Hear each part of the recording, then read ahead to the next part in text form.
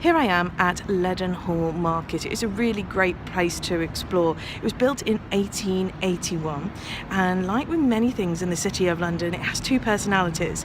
So during the week this is full of shops and pubs and city workers going about their city business, grabbing a lunch, grabbing a drink, doing a few business deals. But during the weekend, there's no one really here.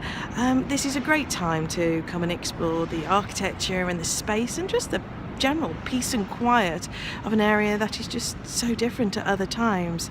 Now, you may be familiar with the architecture.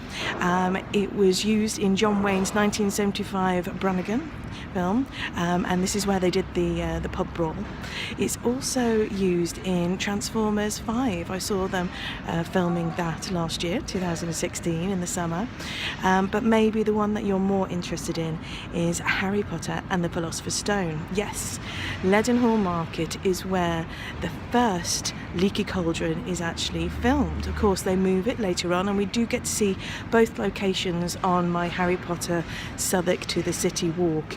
But this is where they first chose, in the City of London, not off Charing Cross Road as it says in the books, but when you look at the architecture, I think you can understand why.